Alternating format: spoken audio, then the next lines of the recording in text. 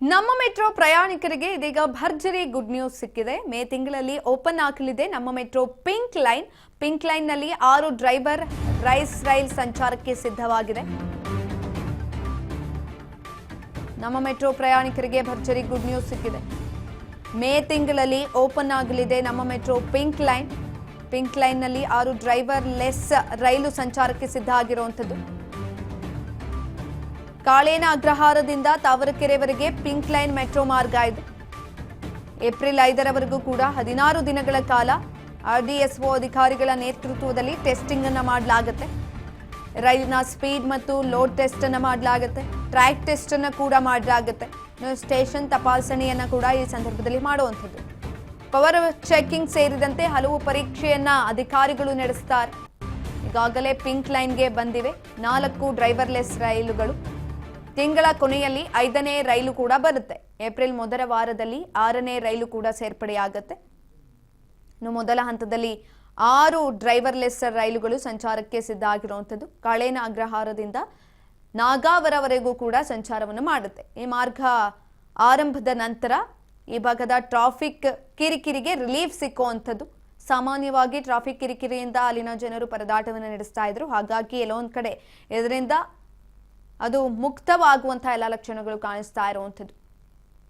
Pink line metro ವಿಶೇಷತೆಗಳೇನು ಅಂತ ನಾವು ನೋಡೋದಾದ್ರೆ ಒಟ್ಟು 21.25 ಕಿಲೋಮೀಟರ್ ವಿಸ್ತೀರ್ಣವನ್ನು ಹೊಂದಿದೆ. ಒಟ್ಟು 18 ಮೆಟ್ರೋ ನಿಲ್ದಾಣಗಳಿರುವಂಥದ್ದು. 18ರ ಪೈಕಿ 12 ಅಂಡರ್ಗ್ರೌಂಡ್ ಮತ್ತು 6 ಎಲಿವೇಟೆಡ್ ಸ್ಟೇಷನ್ ಕೂಡ ಇರುತ್ತೆ.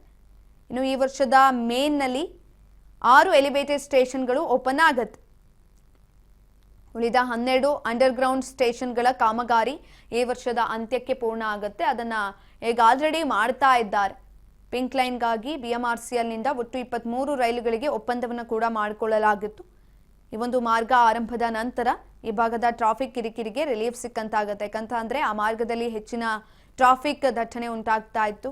ಪ್ರತಿನಿತ್ಯ ಕೆಲಸಕ್ಕೆ ಶಾಲಾ ಕಾಲೇಜುಗಳಿಗೆ ಹೋಗುವಂಥವ್ರು ಪರದಾಟವನ್ನು ನಡೆಸ್ತಾ ಇದ್ರು. ಇದೀಗ ಎಲ್ಲೋ ಒಂದ್ ಕಡೆ ಈ ಮಾರ್ಗ ಆರಂಭ ಆದ್ರೆ ಅದೆಲ್ಲದಕ್ಕೂ ಕೂಡ ಫುಲ್ ಸ್ಟಾಪ್ ಬೀಳುವಂತೆ ಆಗುವಂಥದ್ದು. ಬನ್ನೇರ್ಘಟ್ಟ ರಸ್ತೆಯ ಸಂಚಾರ ಸುಧಾರಣೆಗೂ ಕೂಡ ಇದರಿಂದ ನಿರೀಕ್ಷೆಗಳು ಹೆಚ್ಚಿನದಾಗಿದೆ. ತಿಂಗಳ ಕೊನೆಯಲ್ಲಿ 5ನೇ ರೈಲು ಕೂಡ ಬರುತ್ತೆ. ಮೊದಲ ಹಂತದಲ್ಲಿ 6 ಡ್ರೈವರ್ಲೆಸ್ ರೈಲುಗಳು ಸಂಚಾರಕ್ಕೆ ಸಿಗುವಂಥದ್ದು. ಕಾಳೇನ ಅಗ್ರಹಾರದಿಂದ ನಾಗಾವರವರೆಗೂ ಕೂಡ ಸಂಚಾರವನ್ನ ಮಾಡಲಾಗುತ್ತೆ.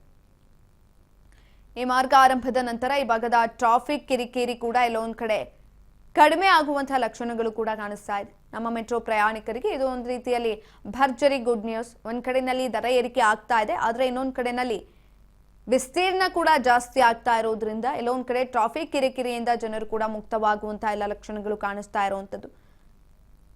ಮೆಟ್ರೋನ ಅವಲಂಬನೆ ಮಾಡಿರೋದೇ ಟ್ರಾಫಿಕ್ ನಿಂದ ಅವರು ಪಾರಾಗೋದಕ್ಕೆ.